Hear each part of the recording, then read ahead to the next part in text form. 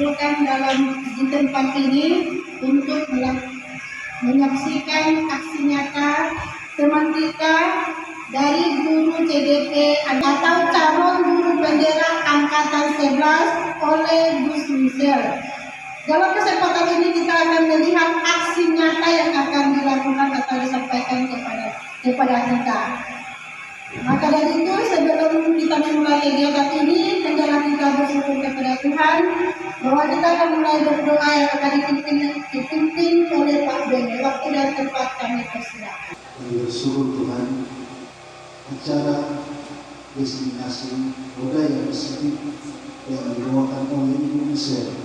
Sungguh Tuhan, kami butuh tuntunanmu dalam hidup kami.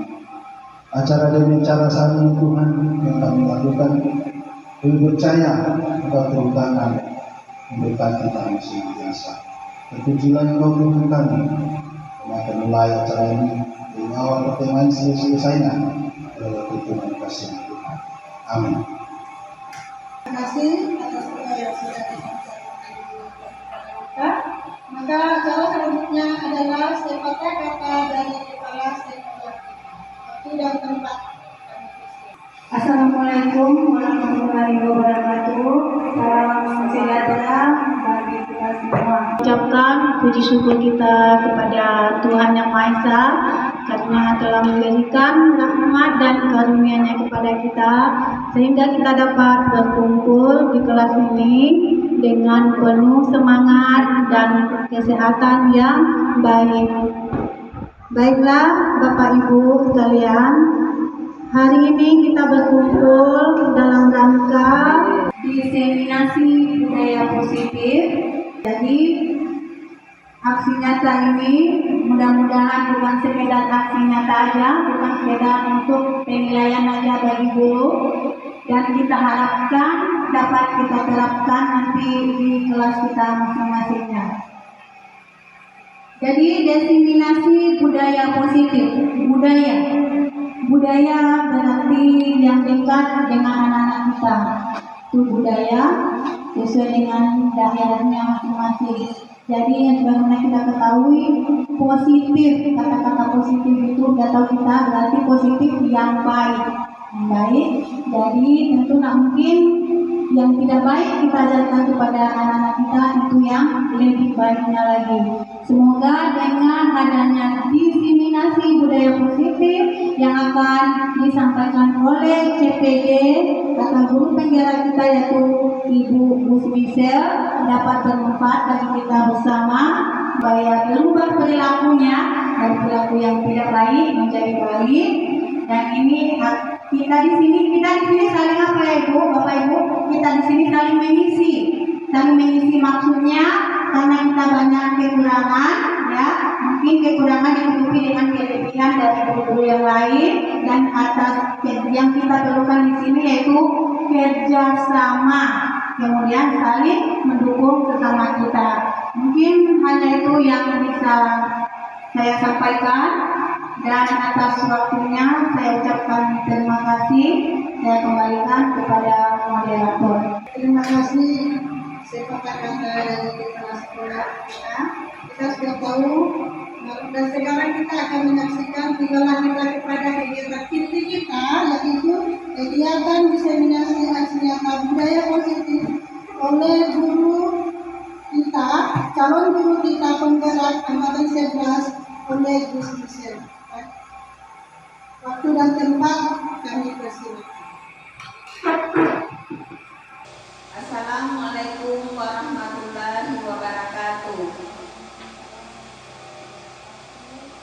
Yang terhormat Ibu Kepala Sekolah SD 19 Katurai, yang saya hormati Bapak Ibu Majelis Guru 19 Katurai yang telah memberikan waktunya untuk mengikuti kegiatan diseminasi budaya positif.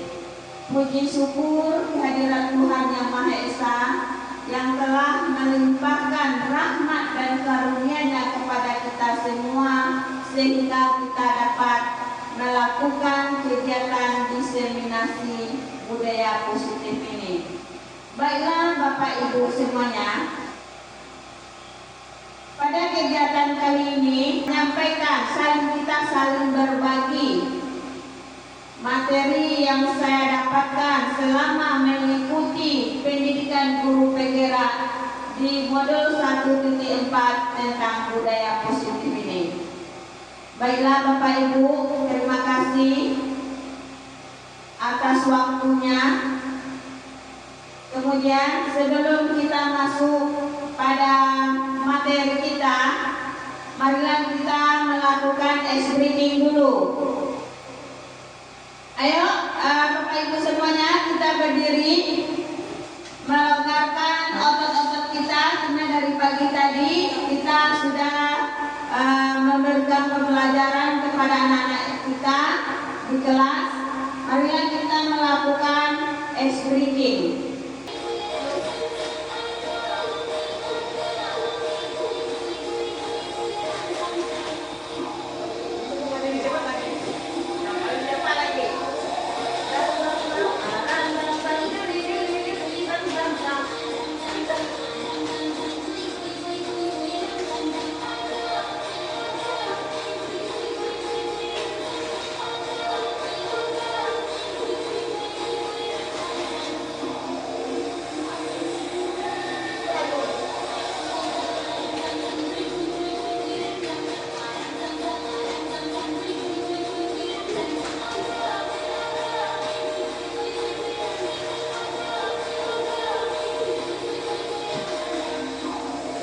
Silakan duduk Bapak Ibu semuanya. Baiklah, melakukan kesepakatan dulu. Kesepakatan kelas kita selama mengikuti diseminasi aksi nyata. Apa kesepakatan kita? Ya Bu Masni, boleh? Ya, keluar masuk. Yang kedua, tidak boleh ribut. Masih ada lagi? Masih ada lagi Bu? Melakukan keseriusan. Oke, berarti udah 3 kesepakatan kelas kita selama mengikuti diseminasi budaya positif. Nah lanjut, kita sepakati itu? Iya, kita sepakati. Berarti dalam kesepakatan kelas kita ada 3. Yang pertama, tidak boleh ribut. Yang kedua, tidak boleh keluar masuk pada saat diseminasi budaya positif. Yang ketiga, harus konsentrasi. Nah, karena tentang budaya positif ini kerjakan di setiap harinya. Nah, ini ada kata pemantik. Apakah Bapak Ibu setuju bila pemberian hukuman dapat mendisiplinkan siswa? Memberikan hukuman dapat mendisiplinkan siswa. Setuju. Gimana Bu Masni? Setuju. Setuju. Ibu Kepala Sekolah? Setuju, nanti kita nanti mana yang pas. Ya, setuju. Nanti kita lihat ya, apakah hukuman itu memberikan kedisiplinan kepada siswa kita. Kedua, pemberian hadiah dapat meningkatkan prestasi siswa. Kenapa? Setuju. Ketiga, guru harus mampu memberikan solusi untuk setiap siswa yang bermasalah. Ya, setuju kita kan? Yang keempat, guru berperan sebagai teman bagi siswa. Iya. Lanjut, berarti kita sepakat ya. Ini dia, kita masuk budaya positif. Berarti budaya positif itu mewujudkan dari nilai-nilai atau keyakinan universal yang diterapkan di sekolah. Kemudian budaya positif dapat mendorong siswa untuk mampu berpikir, bertindak, dan mencipta sebagai proses memerdekakan dirinya, sehingga murid mampu mandiri dan tanggung jawab. Itu tentang budaya positif. Jadi budaya positif itu menciptakan sebagai memerdekakan dirinya, sehingga murid mampu mandiri dan bertanggung jawab. Nah, ini pada modul 1.4 tentang budaya positif ini ada 8 konsep inti yang kami bahas selama pendidikan. Yang pertama itu adalah perubahan paradigma baru. Yang kedua, disiplin positif. Ketiga, motivasi perilaku manusia. Yang keempat, kebutuhan dasar manusia. Yang kelima, posisi kontrol guru. Lanjut yang 6, nilai-nilai kebajikan. 7, keyakinan kelas. Ke-8, segitiga restitusi. Nah, ke-8 item ini yang akan kita bahas pada kegiatan kali ini. Nah, kita lanjut, kita lihat dulu perubahan paradigma belajar. Nah, perubahan paradigma merupakan pembelajaran yang dirancang berdasarkan pembelajaran diferensiasi, sehingga para peserta didik belajar sesuai kebutuhannya berdasarkan tahap perkembangannya sesuai teori psikologi modern untuk mewujudkan generasi profil pelajar Pancasila. Nah, Bapak Ibu semuanya, di sini ada kata berdiferensiasi dan profil pelajar Pancasila. Bapak Ibu, mungkin kita selama ini sudah melakukan pembelajaran berdiferensiasi, tetapi kita tidak tahu apa itu pembelajaran diferensiasi itu. Jadi di pembelajaran berdiferensiasi itu adalah pembelajaran yang memenuhi kebutuhan siswa. Apa kebutuhan siswa itu? Karena nanti kita bahas kebutuhan manusia. Ada 5 kebutuhan manusia yang nanti itu kita bahas. Kemudian profil pelajar Pancasila ada 6. Yang pertama apa Bapak Ibu? Iya, beriman dan bertakwa kepada Tuhan yang Maha Esa. Yang kedua, berkebinekaan global. Yang ketiga, bergotong royong. Yang keempat, kreatif. Yang kelima, bernalar kritis. Yang keenam, mandiri. Mandiri itu bukan berarti dia bisa hidup sendiri saja tanpa membutuhkan orang lain, bukan seperti itu ya. Nah, kita lanjutkan. Itu adalah inti yang pertama, perubahan paradigma baru. Yang kedua, kita lihat disiplin positif. Jadi kita sudah mendengarkan juga tentang disiplin positif dari kepala sekolah kita, bahwa disiplin positif itu adalah kebiasaan yang baik-baik saja, mencakup sikap atau perilaku maupun tutur kata. Berarti ada kesopanan. Jadi disiplin positif itu adalah pembiasaan yang baik, mencakup sikap atau perilaku maupun tutur kata oleh seluruh warga sekolah. Nah, di sini ada kata seluruh warga sekolah. Yang mana seluruh warga sekolah itu?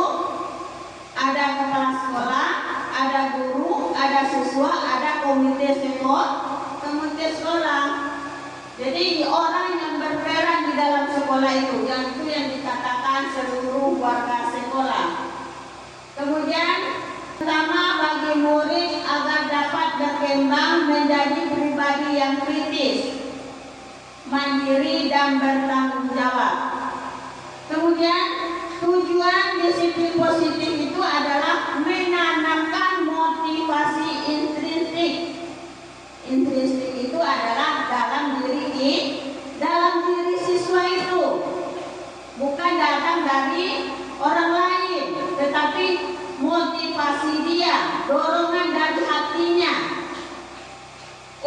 menjadi mereka inginkan dan menghargai diri sendiri dan nilai-nilai mereka percaya tanpa mengharapkan hadiah atau hukuman.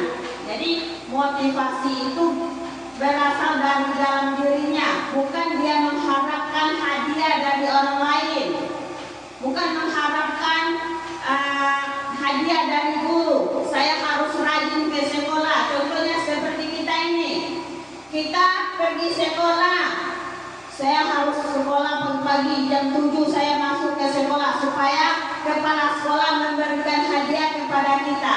Itu bukan motivasi dari dalam diri kita, tetapi mengharapkan imbalan kalau seperti itu. Jadi motivasi itu, tujuan dari disiplin positif itu adalah motivasi berasal dari dalam dirinya. Kemudian kita sebagai pendidik, tujuan kita adalah menciptakan disiplin, menciptakan anak-anak yang memiliki disiplin diri sehingga mereka bisa berperilaku dengan mengacu pada nilai-nilai kebajikan usaha dan memiliki motivasi intrinsik.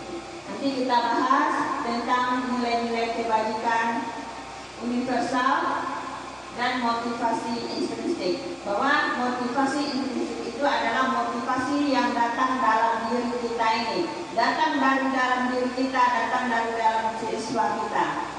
Nah, kita lanjut. Nah, tadi ada kebutuhan dasar manusia. Kita memiliki kebutuhan.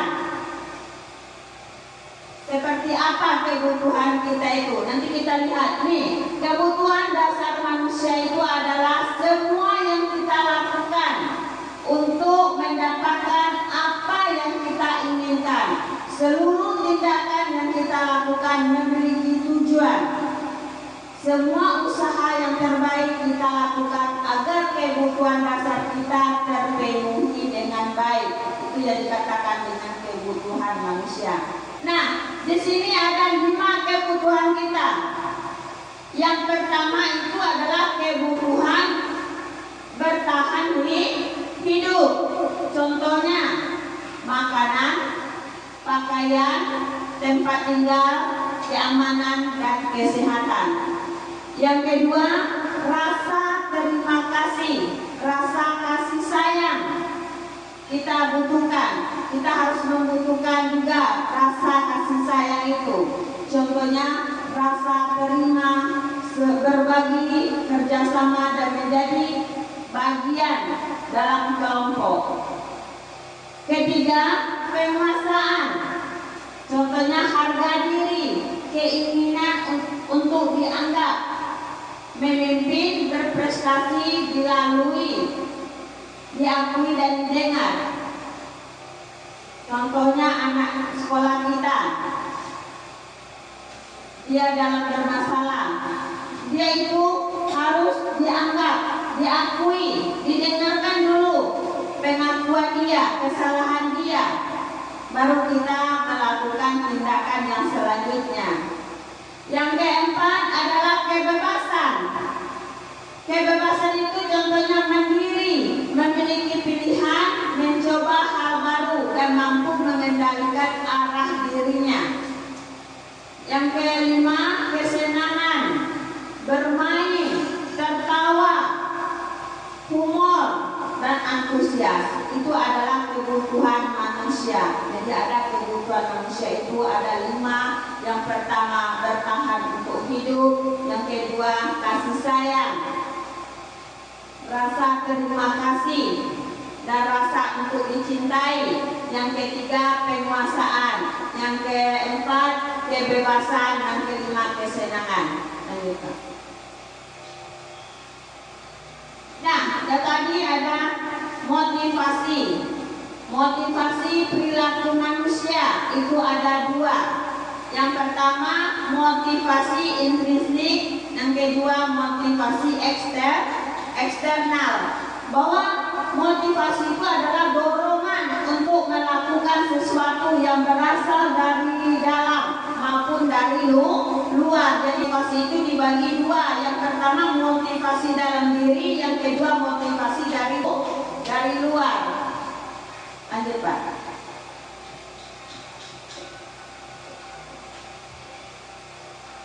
Nah, sekarang kita lanjut 3 motivasi perilaku manusia. Yang pertama itu adalah untuk menghindari kenyamanan atau hukuman. Yang kedua, untuk mendapatkan imbalan atau penghargaan dari orang lain. Contohnya seperti tadi, ingin mendapatkan imbalan. Contoh yang saya bilang tadi, datang ke sekolah pagi-pagi untuk mengharapkan penghargaan dari kepala sekolah.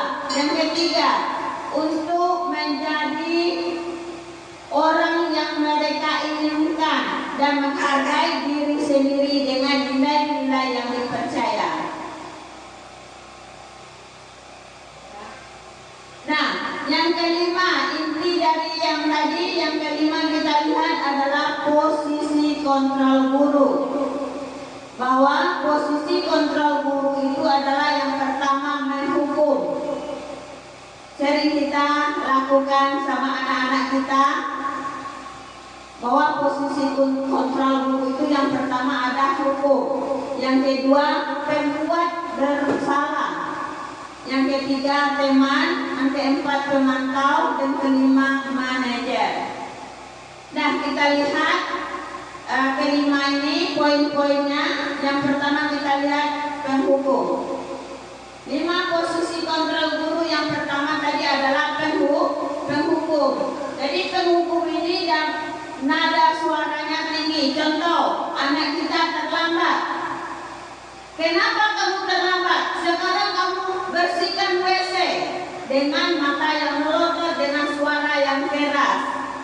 Itu tentang posisi kontrol guru. Yang pertama tentang penghukum. Suaranya meninggi, matanya melotot, dan menyuruh anak-anak untuk membersihkan WC karena dia terlambat ke sekolah. Nah, dampak yang terjadi pada murid pada posisi menghukum ini adalah murid menjadi pendendam. Jadi, yang kedua, murid tidak menyukai mata pelajaran yang diampu. Contoh tadi, siswa terlambat ke sekolah, kita menghardik dia dengan suara yang lantang, dengan mata yang melotot.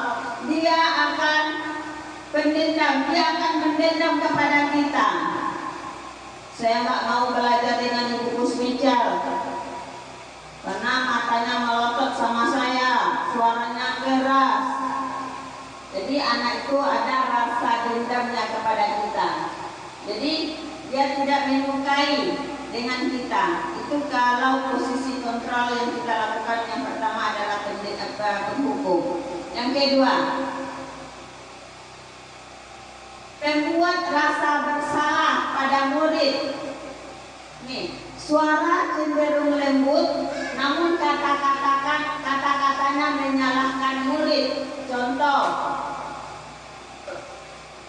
nah, dengarkan ibu berbicara, ibu menerangkan pelajaran. Udah pusing ibu nih mengajar kalian, udah berbusa, suara ibu keluar, namun kalian ribut aja. Itu contoh dari pembuat rasa bersalah. Jadi dampak yang terjadi pada posisi pembuat rasa bersalah ini adalah murid merasa bersalah. Kemudian murid merasa rendah diri dan menarik diri dari lingkungan. Itu dia. Jadi anak ini dia merasa bersalah. Oh ya, karena saya ribut di sekolah. Jadi ada rasa bersalah dia. Kita lanjut yang ketiga, teman. Nada suara ramah, akrab, dan bercanda, cenderung bersenda gurau agar suasana tetap santai. Nih, ada juga kita lakukan di sekolah, di kelas kita. Udah jelas-jelas anak itu ribut, Iya nak, sambil tersenyum. Jangan ribut ya. Kasih nilai atau ibu kasih tahu cara mengerjakannya sambil tersenyum sambil mengusap kepalanya dengan senyum. Itu rasa dengan teman, di posisi teman ya. Tetapi ada dampaknya bagi murid kita. Yang pertama itu adalah murid akan tergantung pada orang, karena dia udah ini dengan gurunya. Nanti dikasih tahu juga sama ibu tuh jawaban dari tugas kita, karena ibu itu dekat sama saya. Seperti itu. Kemudian murid tidak mandiri dan tidak bisa berpikir untuk diri sendiri, karena dia sudah terpikir bagi dia bahwa tugas belajar nanti ada gurunya yang menolong. Jadi tanpa dia lagi untuk berpikir. Itu dia contoh dari teman. Yang keempat kita lihat sebagai pemantau. Nah, sebagai pemantau ini seorang pemantau akan bersuara datar, tidak emosional ataupun menggunakan suara tinggi, seperti datar saja. Dia cuma memantau. Nah, dari pemantau ini contohnya kita di sekolah, contoh dari ini bisa pakai sepatu. Anak kita ada salah satunya pakai sepatu putih. Jadi guru yang piket melarang anak ini masuk. Dia sesuaikan dengan peraturan sekolah kita bahwa hari Senin kita harus memakai sepatu hitam. Ada salah satu anak kita pakai sepatu putih. Maka ditertibkan, kalau kamu mau masuk ke kelas, buka sepatu kamu, taruh di sini dulu. Nanti pulang sekolah kamu ambil. Itu dari maksud dari pemantau. Jadi dampak yang terjadi pada murid pada posisi pemantau adalah murid akan menghitung konsekuensi hadiah tanpa memahami sepenuhnya nilai kebajikan yang dituju. Kemudian murid tidak sepenuhnya mandiri. Itu sebagai pemantau. Yang kelima tentang manajer. Nah, manajer suara netral, tidak emosional, tidak terlalu ramah, dan tidak terlalu bernada tinggi. Guru membimbing murid untuk memecahkan masalahnya sendiri. Ini adalah dalam bentuk manajer. Berarti kita melihat keadaan anak itu, memberikan bimbingan dengan ramah dan tidak bernada tinggi.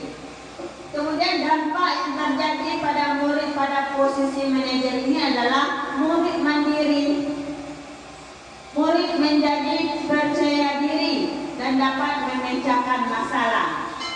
Jadi dari kelima posisi kontrol guru ini, mana yang paling baik, yang paling bagus bagi kita? Adalah sebagai manajer. Manajer ini adalah sebagai pemimpin di kelas kita. Kita bisa mengarahkan anak-anak kita itu, memberikan arahan yang lebih baik. Kalau ada anak yang bermasalah, kita bisa menyelesaikan masalahnya. Menyelesaikan, bagaimana cara menyelesaikan itu kita tanyakan sebagai anak. Nanti kita temukan di dalam restitusi. Nah, kemudian mengubah paradigma stimulus respon menjadi pendekatan teori kontrol. Bahwa di dalam pandangan tentang dunia, stimulus respon tentang dunia itu realitas. Kebutuhan kita itu sama. Tetapi di dalam teori kontrol tentang dunia, realitas kebutuhan kita itu berbeda-beda. Contohnya kita ini di sini, kebutuhan kita dengan kebutuhan orang yang di luar itu berbeda. Di dalam dunia nyatanya kita berbeda. Orang itu sudah mempunyai jaringan semuanya. Kalau kita membutuhkan jaringan internet untuk mencari referensi dalam pembelajaran, untuk memajukan pendidikan di Kepulauan Mentawai ini. Nah, kemudian semua orang memiliki hal yang sama, tapi setiap orang memiliki gambaran yang berbeda.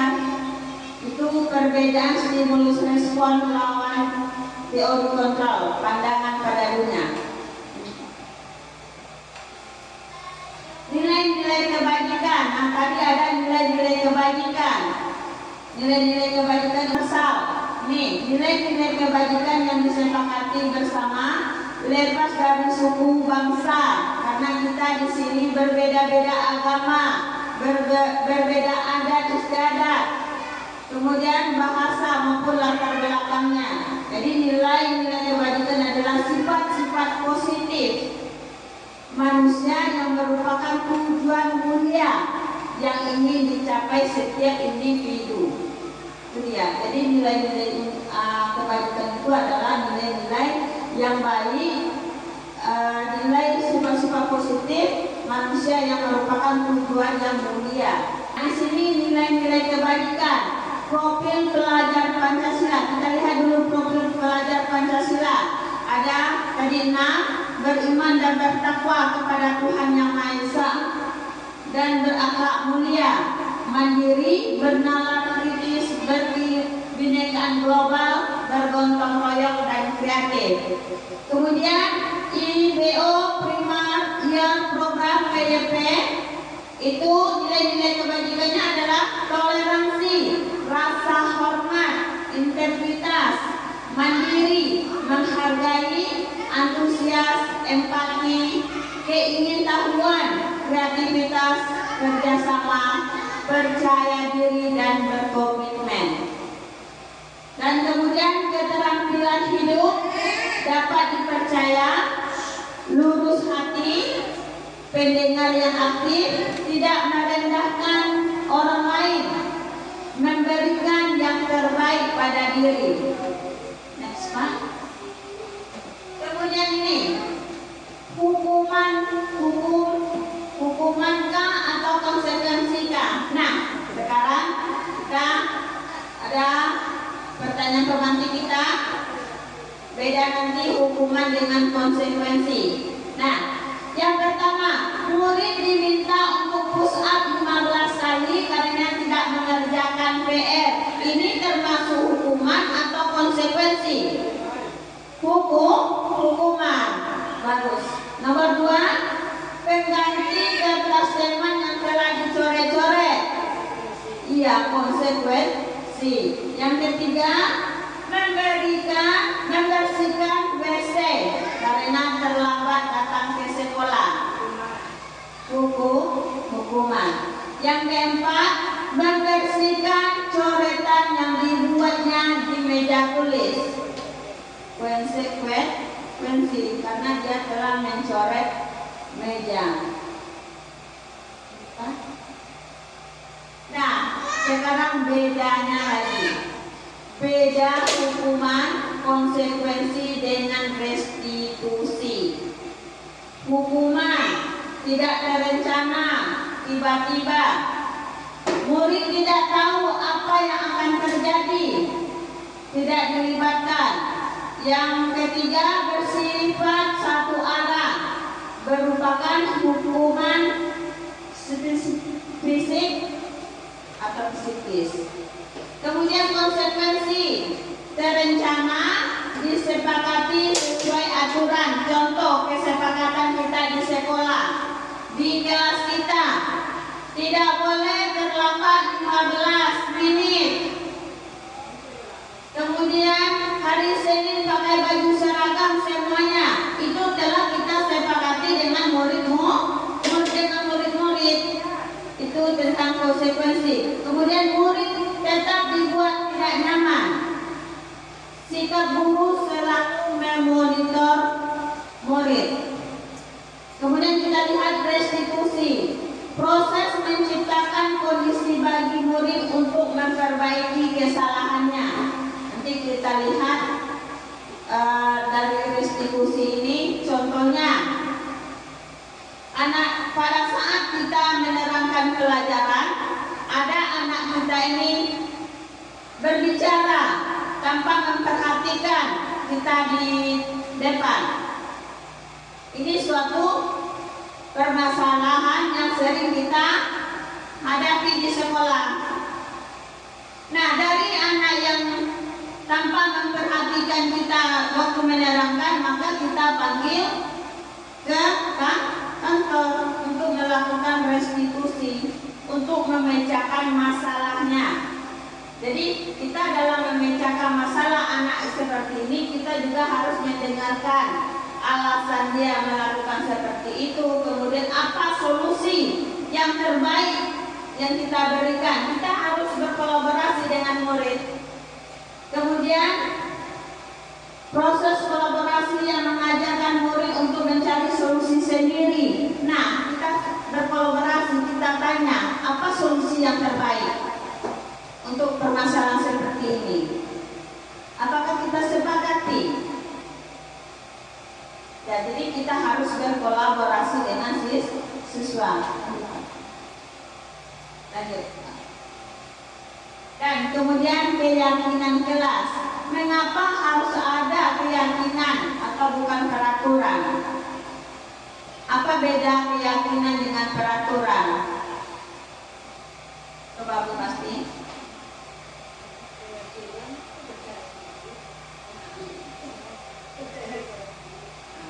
Peraturan.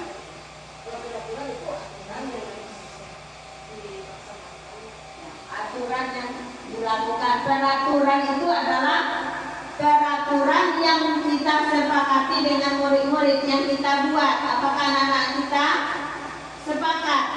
Contohnya tadi datang tidak boleh terlambat ke sekolah, harus memakai baju seragam, kemudian tidak boleh mencubit siswa waktu pembelajaran, tidak boleh ribut. Itu adalah peraturan-peraturan yang kita buat di kelas. Kemudian dari peraturan itu yang kita laksanakan, yang kita patuhi di kelas, itu menjadi keyakinan kelas. Nah, pembentukan keyakinan kelas. Keyakinan kelas merupakan kesepakatan kelas yang diyakini bersama guru dan murid dengan harapan dapat meningkatkan kedisiplinan murid.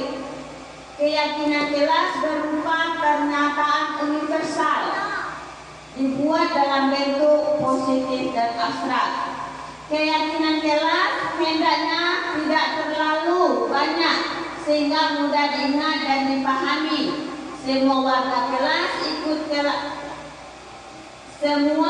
kelas ikut berkontribusi dalam pembuatan keyakinan kelas. Kegiatan mengutarakan pendapat. Nah, ini hasil keyakinan kelas 3. Bertanggung jawab mengerjakan piket, bersikap jujur. Bersikap jujur ini dalam melaksanakan tugas yang diberikan guru. Tidak boleh mencontek. Kemudian bersikap tenang saat pembelajaran berlangsung. Yang keempat, bersikap sopan dan menghormati guru. 5.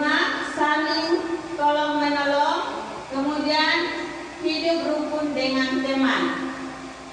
Itu adalah kesepakatan keyakinan kelas di kelas 3. Kemudian kita lihat yang terakhir adalah segi 3, restitusi.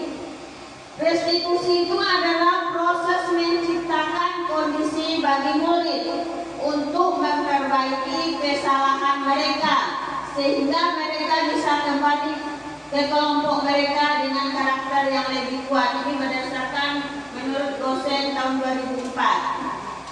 Jadi restitusi ini adalah proses menciptakan kondisi murid yang untuk memperbaiki kesalahan-kesalahan. Contoh dari kesalahan anak kita ini, pada saat kita melakukan pembelajaran, tiba-tiba anak kita ini ada salah satunya makan di dalam ruangan pada saat kita pembelajaran, maka kita lakukanlah restitusi untuk memperbaiki kesalahan mereka. Kemudian restitusi adalah proses dialog, berbicara yang dilakukan oleh guru terhadap siswa dengan tujuan menciptakan murid mandiri dan bertanggung jawab. Jadi dalam segitiga restitusi ini, nah ini dia langkah-langkah restitusi. Langkah-langkah yang pertama itu adalah di alas ini adalah menstabilkan identitas. Contoh di kelas 3 ada yang bertengkar kemarin. Pada hari Selasa anak kami bertengkar. Awalnya anak yang bertengkar ini kita panggil dulu ke kantor, bukan di dalam kelas kita selesaikan. Kalau di dalam kelas kita lakukan, dia akan ada rasa apanya gitu. Jadi kalau dia panggil ke dalam kantor atau di dalam ruangan perpustakaan, dia akan mengeluarkan semua unek-uneknya kepada kita. Kenapa dia tidak bertengkar? Berarti kita menstabilkan dulu. Dia tadi dalam keadaan emosi, maka kita stabilkan dulu emosi itu. Yang kedua, di dalam menstabilkan identitas ini kita tanya, kenapa nak bertengkar? Kemarin Irfan dengan Romi bertengkar, kenapa nak bertengkar? Apa alasannya? Nah, kemudian kita melakukan, setiap orang itu pasti melakukan, ada bertengkar, ada berkelahi, tetapi tidak seperti ini, tidak saling memukul. Kalau kalian memukul berarti ada lagi tindakan kriminalnya. Kemudian yang kedua adalah validasi kebutuhan. Kita tanya dulu validasi kebutuhannya. Ada apa dia kebutuhan dia terganggu oleh temannya.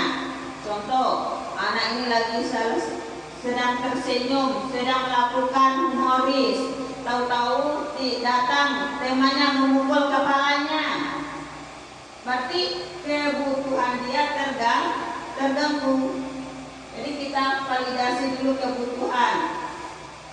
Nah, kita tanya dulu, kenapa dia memukul kepala temannya? Kita tanya dulu kepada anak-anak kita itu. Kemudian, adakah cara yang lebih efektif untuk yang kamu butuhkan? Jadi kita saling berkolaborasi dengan anak. Kalau ada anak yang bermasalah, kita tanyakan dulu kenapa dia, kemudian cari solusinya. Dengan siswa itu kita cari solusinya, kita bicarakan mana yang lebih baik. Kemudian menanyakan keyakinan. Nah, anak ibu, bertengkar itu termasuk keyakinan kita di kelas? Tidak, Bu. Apakah anak ibu mau jadi anak murid yang baik? Mau, Bu, itu. Jadi kita tanyakan, menanyakan keyakinan, yang telah kita nilai-nilai yang telah kita sepakati di kelas. Nah, kemudian kita lihat yang segitiga restitusi tadi. Yang pertama adalah menstabilkan identitas, bertujuan untuk mengubah identitas anak dari orang yang gagal karena melakukan kesalahan menjadi orang yang sukses. Anak yang melanggar peraturan karena sedang mencari perhatian adalah anak yang sedang mengalami kegagalan. Nih contohnya, berbuat salah itu tidak apa-apa. Tidak ada manusia yang sempurna. Saya juga pernah melakukan kesalahan seperti itu. Nah, pada saat menstabilkan identitas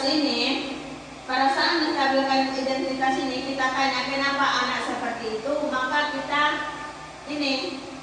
melakukan berbuat salah itu tidak apa-apa. Kita bilang sama anak-anak seperti itu. Jadi tidak merasa terpojok anak-anak kita. Ibu juga pernah melakukan seperti itu. Jadi dia akan stabil, emosinya akan stabil lagi.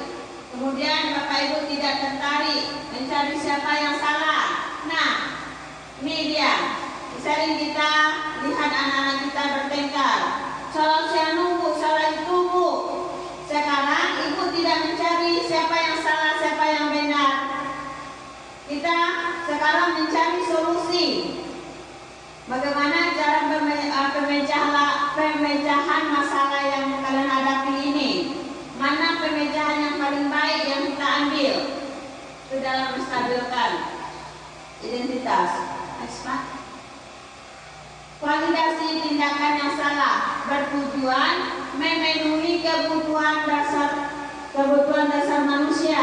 Kalau kita memahami kebutuhan dasar yang mendasari sebuah tindakan, tidak bisa menemukan cara-cara paling efektif untuk memenuhi kebutuhan tersebut. Kemudian, padahal kamu bisa melakukan yang lebih buruk dari ini ya. Kamu pasti punya alasan mengapa melakukan itu. Nanti kita tanya alasan dia mengapa dia melakukan perkelahian itu. Pasti ada alasan dia. Kemudian kamu patut bangga pada dirimu sendiri karena kamu telah melindungi sesuatu yang paling penting buatmu. Nih, setelah kita tanya, ini alasan saya bu, tentu kita beri apresiasi, kamu patut bangga pada dirimu karena kamu telah melindungi sesuatu yang patut kamu melindungi sesuatu yang penting buatmu. Kemudian kamu boleh mempertahankan sikap itu, tapi kamu harus menambah sikap yang baru. Itu dia. Jadi dia mempertahankan yang penting bagi dirinya. Kemudian boleh kita mempertahankan itu, tetapi kita harus menambah nilai yang baik pada dirinya. Kemudian menanyakan keyakinan. Ketika identitas sukses telah tercapai pada langkah yang pertama dan tingkah laku yang salah telah divalidasi pada langkah yang kedua, maka anak akan siap untuk dihubungkan dengan nilai-nilai yang dipercaya dan berpindah menjadi orang yang diinginkan. Kemudian, sebenarnya apa yang kita percaya sebagai kelas atau keluarga? Apa nilai-nilai umum yang kita sepakati? Kemudian apa bayangan kita tentang kelas yang ideal itu? Nah, kita bertingkat tadi, kemudian kita tanyakan seperti apa lokal yang ideal itu. Kita dengarkan pendapat dia. Kemudian kamu mau jadi orang yang seperti apa? Mau jadi orang yang baik kah? Mau jadi orang jahat kah? Itu kita tanyakan pada diri anak kita. Next, Pak. Nah, ini adalah contoh penerapan segitiga restitusi yang saya lakukan pada saat melakukan pembelajaran. Pada saat saya menerangkan pembelajaran, ada salah satu anak saya, si Ningsih, dia melakukan makan. Dia makan pada saat saya menerangkan pembelajaran. Nah, pada saat itu saya membawa anak ini ke kantor. Saya tanya, melakukan segitiga restitusi tadi ada 3 langkahnya. Yang pertama, menstabilkan identitas. Saya tanya dulu kenapa dia makan. Kemudian validasi masalah, menanyakan maksud dia itu seperti itu. Kemudian menanyakan keyakinan, apakah makan pada saat jam pembelajaran itu yang termasuk keyakinan kelas kita? Maka kita dengar dulu penjelasan anak kita. Nah, di dalam penerapan program disiplin positif, hendaknya kita sebagai guru memiliki standar kepribadian yang profesional dan sosial yang baik, di mana guru dapat merefleksi dirinya dalam posisi kontrol ini. Bagaimana perjalanan dirinya sebagai among, sebagai manajer yang menuntut murid-muridnya menjadi manusia mandiri, merdeka, dan bertanggung jawab. Itu Itu dia, kita sebagai apa? Dan itulah hasil diseminasi aksi nyata tentang budaya positif yang saya dapatkan selama modul 1.4 ini. Semoga apa yang saya sampaikan tadi dapat bermanfaat bagi teman-teman semuanya. Kemudian dapat kita lakukan, kita imbaskan kepada murid-murid kita, dapat kita lakukan juga dengan murid-murid kita, bagaimana cara menstabilkan, bagaimana cara segitiga restitusi ini, karena sering kita melakukan kesalahan-kesalahan kepada murid kita. Dan cukup, terima kasih. Wassalamualaikum warahmatullahi wabarakatuh. Dan saya serahkan kepada moderator. Bagaimana cara kita untuk menenangkan anak yang tidak mau tahu sama sekali, walaupun kita sudah ceria, sudah lembut, sudah kita sayang-sayang, tetapi dia tidak peduli. Itu saja yang mau saya tanyakan. Terima kasih. Ya, terima kasih kepada Ibu Rosa, Bu Rose, tentang pertanyaannya bagaimana cara menstabilkan anak yang lebih wah, kata kita kan, anak wah yang paling, kalau yang udah paling ini yang paling teratas ini, bagaimana caranya kita menstabilkan anak seperti ini. Nah, baik, terima kasih atas pertanyaannya. Ini sering kita jumpai karena setiap lokal pasti ada anak seperti ini. Nah, bagaimana caranya kita menstabilkan? Kita melakukan pendekatan dulu kepada anak-anak kita ini. Karena dengan melakukan pendekatan, kita sayangi seperti anak kita. Karena kita harus berupaya, kita tanya dulu secara lemah lembut. Bagaimana solusi supaya ibu bisa memberikan pembelajaran yang baik kalau tanpa kalian ribut. Tanya dulu apa yang dia mau. Kemudian kita ubah dulu, kita redahkan dulu emosi dia. Kita tanyakan bagaimana, apa yang kamu lakukan nak, kok sampai seperti ini. Kita stabilkan dulu emosi dia. Dia contohnya kita nih, dia lagi emosi, kita marah-marah sama dia, tentu dia marah juga sama kita. Bukan tambah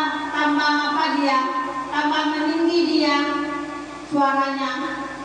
Ini ibu saya sedih pukul sama dia. Jadi kita harus menetralkan dulu emosi dia. Pada saat emosi dia sudah rendah, maka kita tanya, kenapa nak? Apa yang dilakukan tadi? Kenapa marah-marah sama dia? Kenapa memukul dia? Jadi intinya kita stabilkan dulu, kita netralkan dulu emosi dia. Seperti itu, Bu. Baik, terima kasih atas masyarakat teman yang lain. Masih ada Bapak Ibu semuanya yang memberikan saran? Cukup? Nah, kita lanjutkan. Kalau masih ada nanti boleh juga di belakang kita bicarakan. Caranya sudah selesai. Saya minta untuk merefleksi dalam kegiatan ini.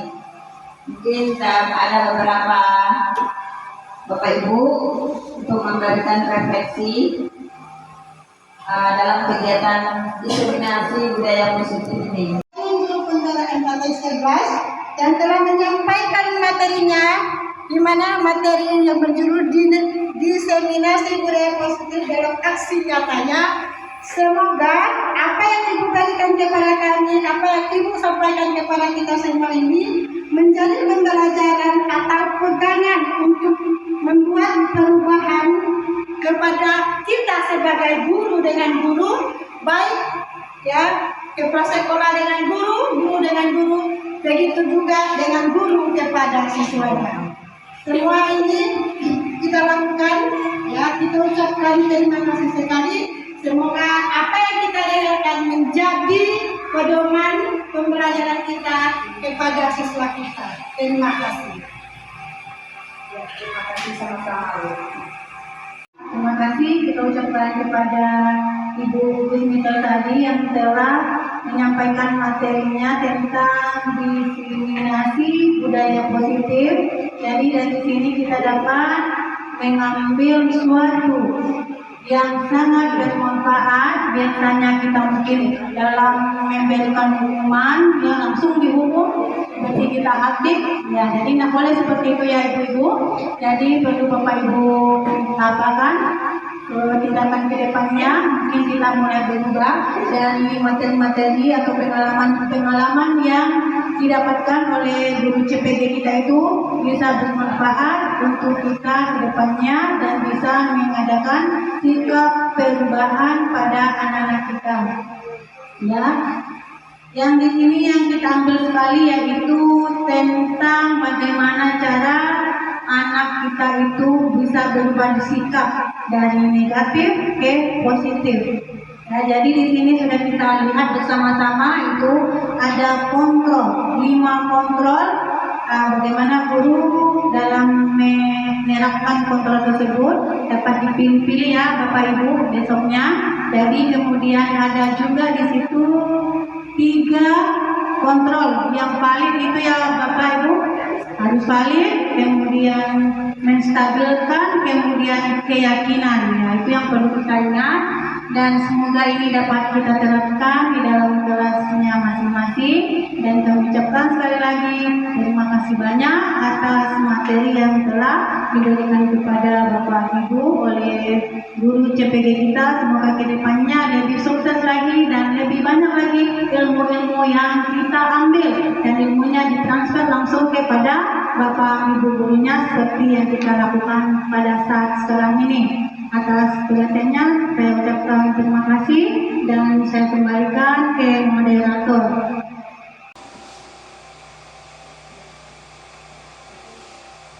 Baik, Bapak Ibu, tadi kita sudah mendengarkan paparan guru calon penggerak kita.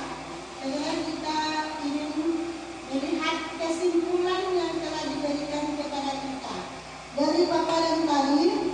Ya, banyak sekali pembelajaran yang diberikan kepada kita. Ternyata apa yang kita lakukan masih banyak kekurangan kita.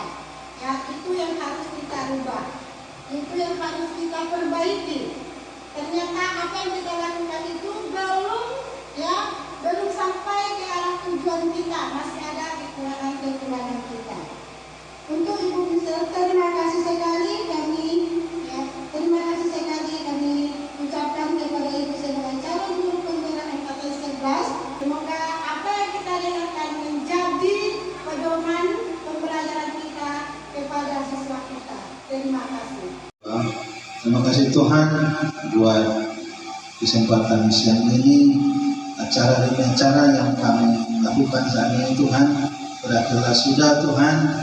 Sebentar lagi kami akan pulang ke rumah kami masing-masing. Doakan kami ke rumah kami masing-masing dengan selamat. Terima kasih Tuhan. Kami telah berdoa dan bersyukur. Amin. Yang pertama apa nama hewannya? Kucing. Apa lagi? Kambing. Beda. Anjing.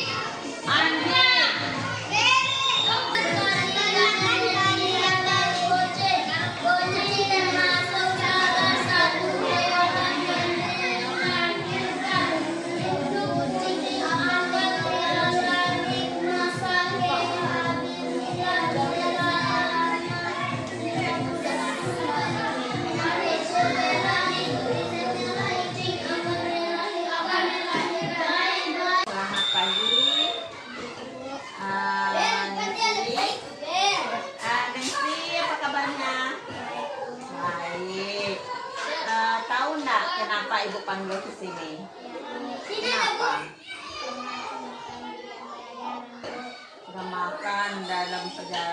dalam pelajaran. Apa makan waktu saat belajar itu perbuatan yang baik atau yang buruk? Yang mana yang baik? Yang baik atau buruk? Ya buruk. Ya, karena kita pada saat belajar itu tidak boleh makan. Kita harus menghargai teman. Yang teman lain ada yang makan? Iya.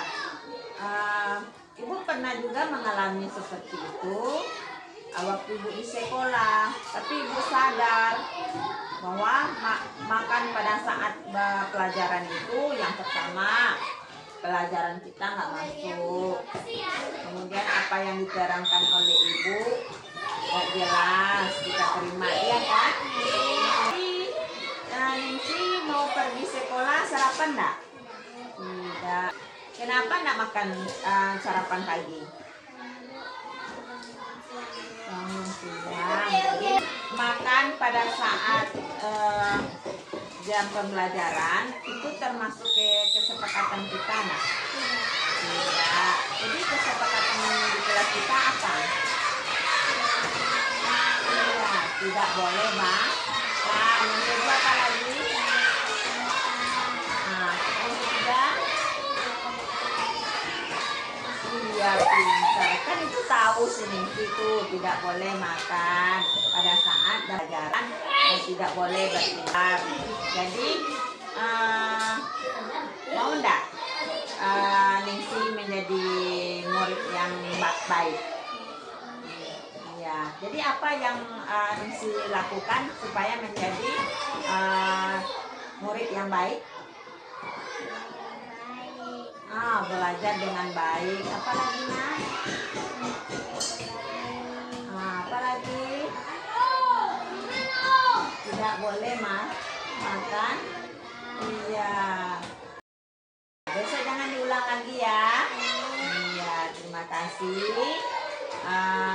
Kemudian kita masuk ke kelas.